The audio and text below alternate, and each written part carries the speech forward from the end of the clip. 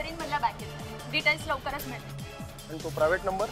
तर ज्या प्रायव्हेट नंबरवरून समीर मोरेंना कॉल आला होता तो प्रायव्हेट नंबर त्यांच्याच नावावर रजिस्टर आहे। व्हॉट? Yes sir. म्हणजे समीरने स्वतःच्याच मोबाईलवरून मित्राकरवी स्वतःला धमकी द्यायला लावली आणि 10 लाख मागितले? शक्यता आहे सर।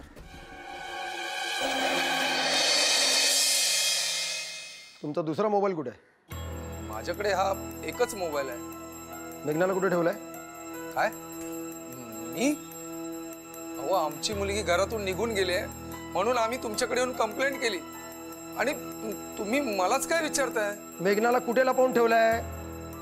पटपट बोलायचा, नाहीतर आम्हाला आमच्या पद्धतीने वदवून घेता येतं। अहो मी माझ्या मुलीला कशाला लपवून ठेवेन? तुम्हाला ज्या प्रायव्हेट नंबरवरून खंडणीसाठी फोन आला होता ना ते सिम समीर मोरे म्हणजे तुमच्या नावावर रजिस्टर आहे।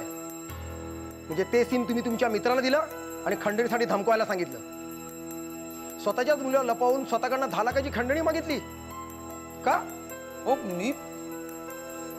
मी सांगते का ते हे सगळं माझ्या माहेरच्यांनी दिलंय तरी यांची हाव संपली नाही। आता माझ्या माहेरच्यांकडनं पैसे उकळण्यासाठी तुम्ही हे सगळं केलंय? अहो तुम्ही बाप आहात का कसाही? 10 लाखासाठी तुम्ही स्वतःच्या मुलीला शिट।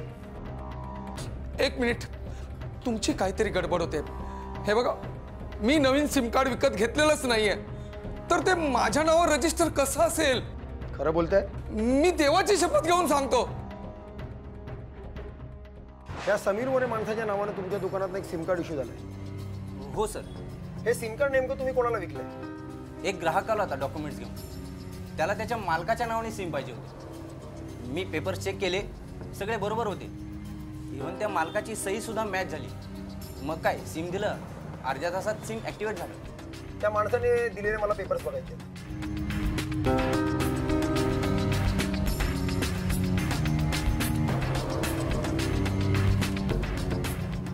हे डॉक्युमेंट्स माझेच आहेत पण ही सही मी नाही केली। एक काम करा, तू हे सिम कार्ड ज्या दिवशी विकलं त्यावेळेचे मला सीसीटीव्ही फुटेज बघायचे।